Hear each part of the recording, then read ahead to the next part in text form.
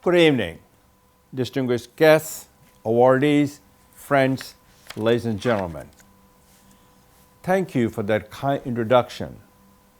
It is my pleasure and privilege to be here to address all of you again for the All Minorities Business Summit and Award Ceremony. First, thanks to Dennis Reyes for his leadership on this event and inviting me to speak on this special occasion.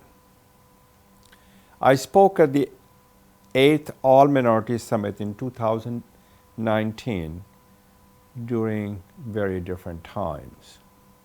The title for my remarks then was Entrepreneurial Leadership and Civic Engagement. The title for this talk, as we look back on the extremely trying and challenging and troubling times wrought by the pandemic and look forward to the times ahead, is business trends, challenges, and opportunities post-COVID-19. At the outset, I must say that while that is a title for my comment this year, during these transitional times, we also need entrepreneurial leadership and civic engagement. In fact, we need it more than ever. I explain why this is in the final part of my speech. I will provide my remarks in three parts. Part one, the impact of and challenges created by COVID-19. Part two, the business opportunities created by COVID-19. Part three, entrepreneurial leadership and civic engagement. This is my outline and I will adhere to it. Let me begin though with a saying that I think is most important for today.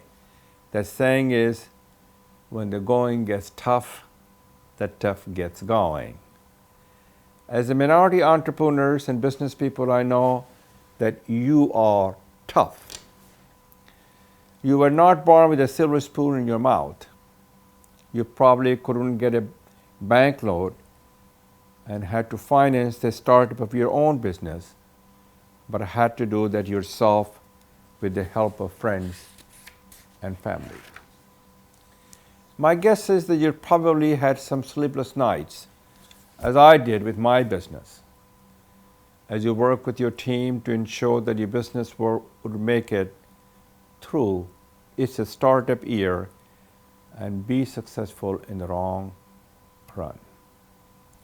Though this trying time, you stay tough, and that is why I know you and your business will be central to ensuring the recovery of the Indian economy post-COVID-19. That said, let me now turn to the impact and challenges created by COVID-19. The across-the-board impact with the shutdown and lockdown of the economies in India, the United States, and around the world. Those shutdowns and lockdown caused millions of businesses to close, employees to be laid off, economic collapse, and enormous pain and suffering in all nations. The impact has varied considerably by industry segment. Research from the United States on small business and from the little data I have seen from other countries shows that the industry segments hurt the most and which remain hurting are accommodation and food services, arts, entertainment and recreation, healthcare, personal services, and education. The industry segment which were hurt initially but seems to be coming back now include retail and wholesale trade, transportation, and manufacturing. Those industry segments which appear to have been hurt the least by the pandemic include information technology, professional services, utilities, finance, insurance, and construction. That is a general overview of the impact of COVID-19. Each and every one of you in this audience know that the negative impact has been and the challenges that COVID-19 has created for you and your business. COVID has created many challenges, both great and small. I want to highlight three. They are the struggle for survival, maintaining relations with customers and clients, and modifying the business model. As I briefly discuss these challenges, I ask you to reflect on what you did with your business to carry it through these turbulent and trying times. Without the question, the biggest challenge for many businesses was the struggle for survival. Keeping the doors open if that was possible for your business, or if it was not securing the necessary resources to keep the business afloat until it was possible to reopen. Sadly, many businesses in India, the United States, and around the world did not meet this challenge. Millions of once viable businesses are no longer with us. The fact that you are at this summit attests that you and your business did that and are preparing to thrive rather than merely survive in the years to come. One of the keys to survival was meeting the challenge of maintaining relations with the key customers and employees. Notice I said maintaining those relations. The pandemic made it essential for businesses to reach out to those customers and employees and to reassure them that the business valued them and would do whatever it took to keep the relationship in place. For many businesses, this means communicating electronically rather than in person. Some businesses were already adept at this. Others modified their business model and ramped up quickly to enter the online world. Modifying the business model is the third challenge I want to emphasize. For some businesses, it meant moving to virtual communication mode. For others, it required delivering goods or services to a customer's home. For others, it meant reducing hours of operations, the level of staffing, or the very nature of the goods or services provided themselves.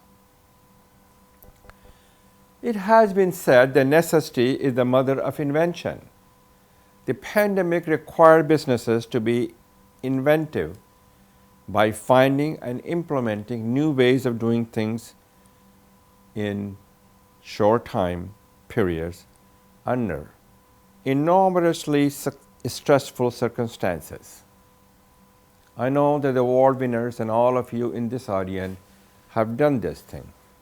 You're here because you have met and mastered those challenges, and I applaud you for that. Enough for the challenges, or what I would call the dark side of the pandemic.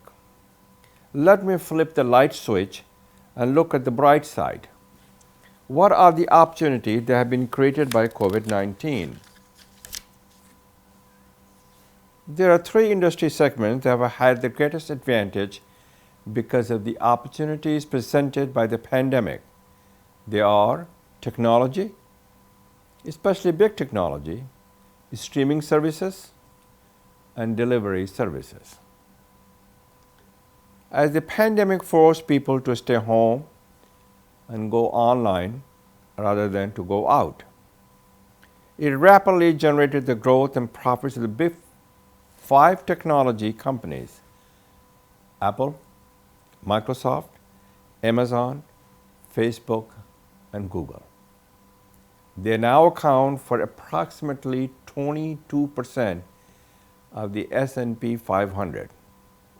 Never before have 5 companies been so dominant on Wall Street.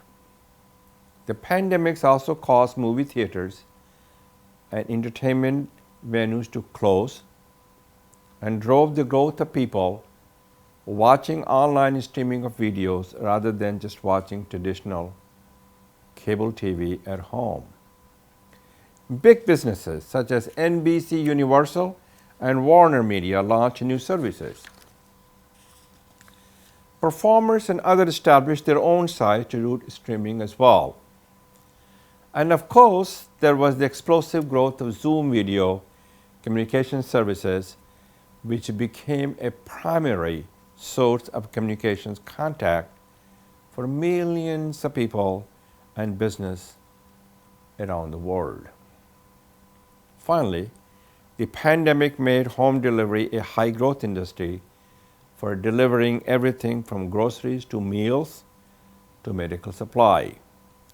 There were big players in this segment such as Uber and DoorDash. It was also a segment for a lot of small players in urban areas as they carved out neighborhood and communications for their delivery. Those are the big 3 opportunities area. Let me now focus on 5 opportunity areas that the pandemic has made especially promising for small businesses. They are telemedicine, educational technology, supply chain management, physical fitness, and e-business.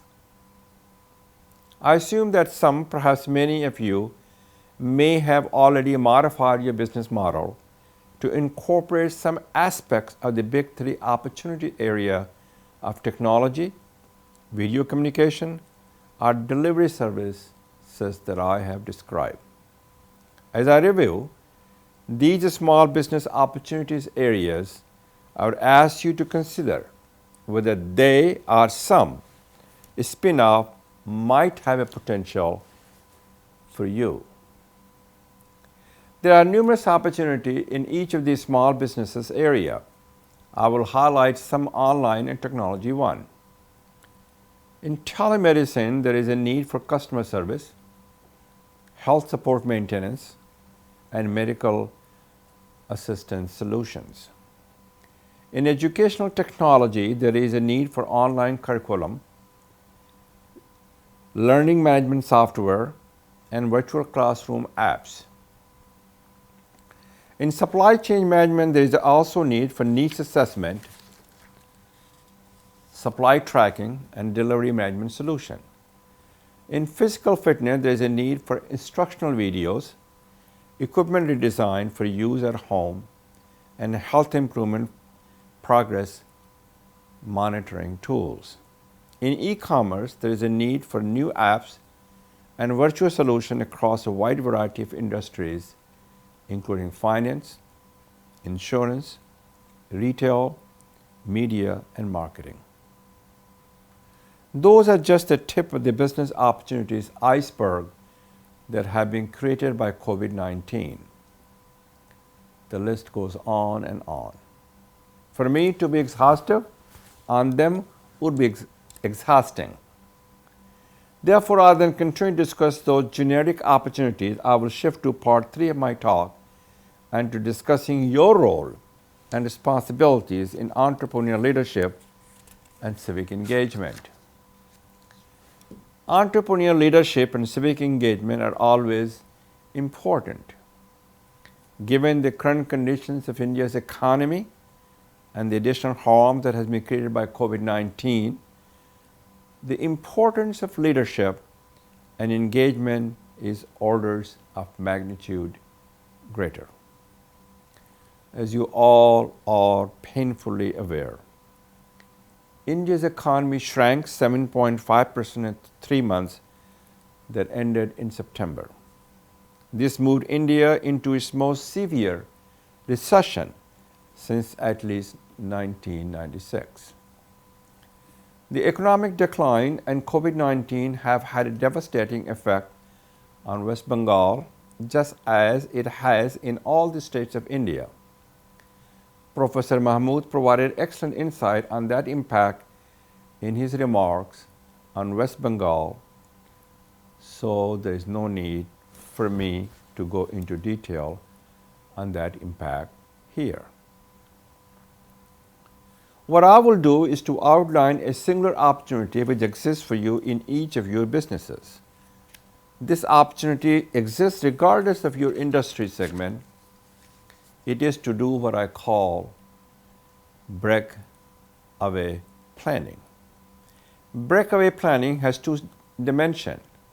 The first is planning to put your company or a new business or startup in the forefront of its industry segment.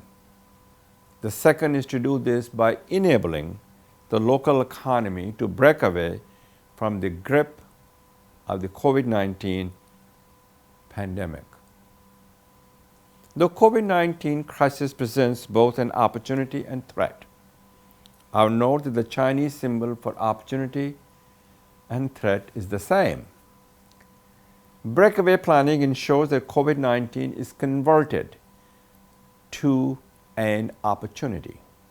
It allows you to take, which could be once in a lifetime, chance to review, revise, and revamp the business model of your company because of the destabilizing conditions created by the pandemic. The essential elements of breakaway planning are the classic components of traditional strategic planning, and they are conducting an environmental scan and doing a strengths, weaknesses, opportunities, and threat, also known as SWOT analysis. In the environmental scan, you thoroughly and critically examine your firm's customer environment, competitor environment, physical environment, legal environment, political environment, social environment, technological environment, and economic environment to determine what has changed because of the coronavirus. In the SWOT analysis, you assess your firm's strengths, weaknesses, opportunities, and threats to determine how they have changed because of the coronavirus. Based upon the results of those assessments, you decide whether your business delivery approach and core business function should be altered. And you determine whether there are business lines to be dropped, a new business line to be developed, to ensure that your business thrives over the next 3 to 5 years. The final part of this planning is to determine how your businesses can continue to the recovery and rebounding of the economies and communities in which you do business. Breakaway planning takes a business beyond the survival planning that you had to do at the onset of COVID-19. It is planning to position your business for success as COVID-19 winds down and post-COVID. Breakaway planning is the right tool for entrepreneurial leader. As I explained at the 8th Summit, entrepreneurial leaders are dreamers who dare. They're seekers who seize the moment and take calculated risks to create the enterprise and jobs of the future. All of you participating in this summit are minorities and are entrepreneurial leaders. You have proven that by your substantial accomplishment. As I said at the outset, you are tough and daring. Entrepreneurial leaders are also tender and caring. They demonstrate these traits through their civic engagement. They work for country and community welfare and promote economic and social equity. The pandemic has made your civic engagement more important because it has most severely impacted minorities, females, and others who are lower on the totem pole. I know that those of you who are Summit Award winners and all of you at the Summit are already civically engaged. Because of the devastating impact of COVID-19, there is a need to redouble your efforts to ensure that as you take your business forward, you implement initiatives and take actions to move others who are less fortunate forward as well. I open my comment with the statement that when the going gets tough, the tough gets going. In closing, let me share two quotes with you what I believe are also of great relevance now. The first comes from Mahatma Gandhi, who famously instructed us, "You must be the change you wish to see in the world." The second comes from Dr. Martin Luther King Jr., who was a disciple of Mahatma Gandhi, who said, "Every man must decide whether he will walk in the light of creative altruism or in the darkness of destructive selfishness." I'm confident because of who you are as a minority entrepreneurs that you have been and will continue to follow the advice of Mr. Gandhi and Dr. Martin Luther King. You will walk in the light and you will be the change. You will confront the challenges and create the opportunities to convert the COVID-19 pandemic from a crisis to a building block for a better and a braver India. Before I close my remarks, let me state that for those award honorees, this day is your day. Let me extend my congratulations to those of you receiving the awards this evening.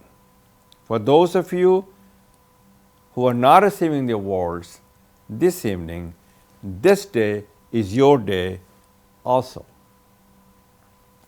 For those in the audience who are contemplating becoming entrepreneurs, I say, join us. We need you. India needs you. So thank you for letting me share my thoughts with all of you. I wish you continued success in your ventures and your journey. Your success will be India's success. God bless you for all that you have done and will do. And thank you.